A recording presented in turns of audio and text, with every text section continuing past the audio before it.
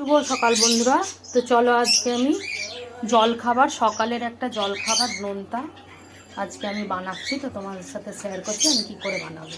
তো এই যে এখানে আমি হাফ বাটি সুজি নিয়েছি, আর এটা বানানোর জন্য থাকছে আমার ছোট ছোট করে আলু কেটে রেখেছি একটা বড়, মটরশুঁটি, বিনস, সিমলা মির্চা, টমেটো দানা ছাড়িয়ে কুচো করে রেখেছি, গাজর, ধনেপাতা, আর এখানে মশলাই ফোড়নে থাকছে শুকনো লঙ্কা, দুটো কাঁচা লঙ্কা, সাদা জিরে, একটু গোটা ধনে, আর আদা গ্রেট করে রেখেছি একটু। আর এখানে থাকছে ম্যাগি মশলা আর গোলমরিচের গুঁড়ো। আর আমি এটা গাওয়া ঘিয়ে বানাবো। আর থাকছে স্বাদ মতো নুন আর 1 চিমটি হলুদ গুঁড়ো। তো চলো সুজিটা হালকা করে ভেজে নিই। তো দেখো সুজিটা আমার হালকা করে ভাজা হয়ে গেছে, খুব কড়া করে ভাজবো না, তো এবার নামিয়ে নিই। তো দেখো কড়াইয়ে ঘি দিয়ে দিয়েছি, বড় চামচে 3 চামচ ঘি দিয়েছি, তোমরা সাদা তেলেও করতে পারো। তো এবার দিয়ে দিচ্ছি ফোড়নটা।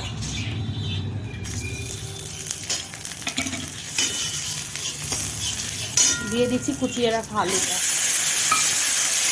তো একে একে আমি সব সবজিগুলো এইভাবে নেড়ে চেড়ে ভেজে নেব। তো দেখো সব সবজিগুলো এই যে আমি ভেজে নিচ্ছি। এবার চাপা দিয়ে দিয়ে হালকা সেদ্ধ হয়ে আসবে, তারপরে দিয়ে দেবো সুজিটা। চাপা দিয়ে দিলাম। তোমরা এইভাবে বানিয়ে খেয়ে দেখবে, খুব ভালো হয়। আর ভিডিওটা ভালো লাগলে লাইক শেয়ার কমেন্ট করো। তো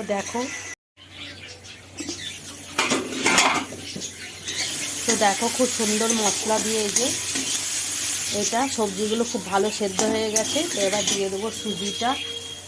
সুজি দিয়ে দিলাম, সুজি দিয়ে হালকা আঁচে এবার নাড়বো, আঁচ কমিয়ে দিলাম। তো যে বাটিতে সুজি নিয়েছিলাম সেই বাটির মাপেই জলটা নেব। জলটা মনে রাখতে হয় বন্ধু। তো আমি জলটা অল্প অল্প করে দিয়ে এটা চাপা দিয়ে দিয়ে বানিয়ে নেব।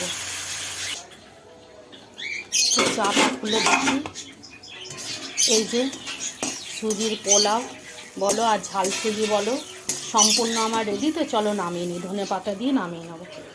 এইটা বাচ্চা থেকে বড় সবাই খেতে পারে, খুব ভালো হয়, একবার বানিয়ে খেয়ে দেখবে। তো চলো আমি নামিয়ে নিই। এই যে সুজির পোলাও সম্পূর্ণ আমার রেডি। তো চলো খাওয়া যাক। টাটা।